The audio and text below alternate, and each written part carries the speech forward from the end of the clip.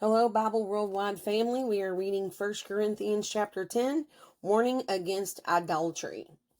For I do not want you to be unaware, brothers, that our fathers were all under the cloud and all passed through the sea. Verse 2. And all were baptized into Moses in the cloud and in the sea. Verse 3.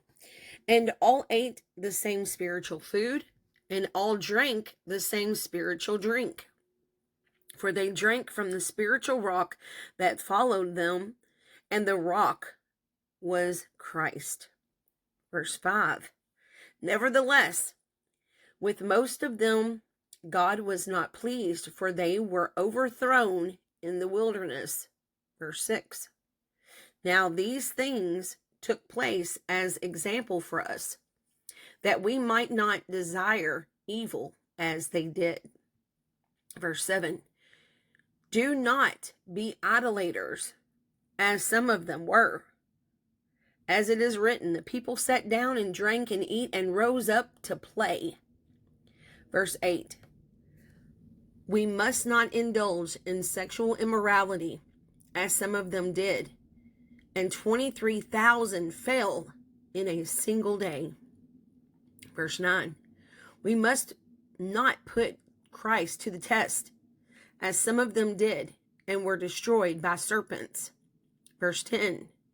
Nor grumble, as some of them did, and were destroyed by the destroyer. Verse 11.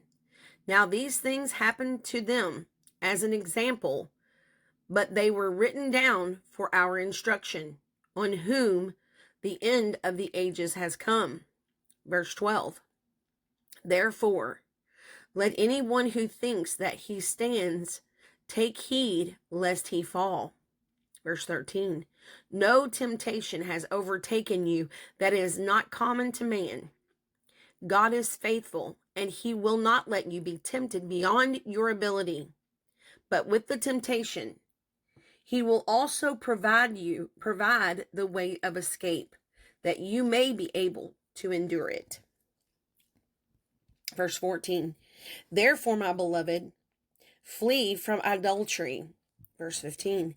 I speak as to sensible people. Judge for yourselves what I say. Verse 16. The cup of blessing that we bless, is it not a participation in the blood of Christ? The bread that we break, is it not a participation in the body of Christ? Verse 17. Because there is one bread, we who are many are one body, for we all partake of the one bread. Consider the people of Israel. Are not those who eat the sacrifices participants in the altar?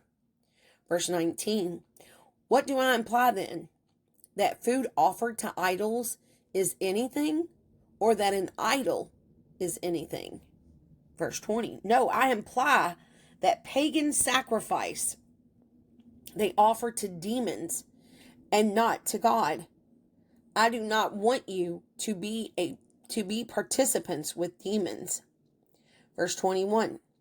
You cannot drink the cup of the Lord and the cup of demons. You cannot partake of the table of the Lord and the table of demons.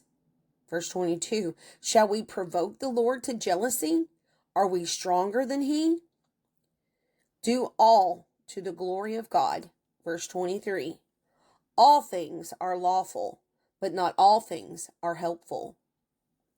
All things are lawful, but not all things build up. Let no one seek his own good, but the good of his neighbor. Eat whatever is sold in the meat market, without raising any question on the ground of conscience. Verse 26. For the earth is the Lord's, and the fullness thereof. 27. If one of the unbelievers invites you to dinner, and you are disposed to go, eat whatever is set before you, without raising any question on the ground of conscience. Verse 28. But if someone says to you, this has been offered in sacrifice, then do not eat it, for the sake of the one who informed you and for the sake of conscience.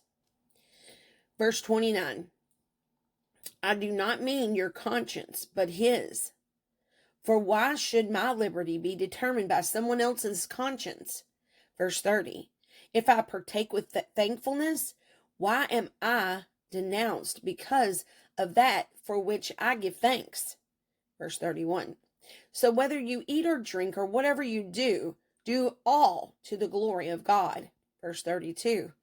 Give no offense to Jews or to Greeks or to the church of God, just as I try to please everyone in everything. I do not seek my own advantage, but that of many, that they may be saved.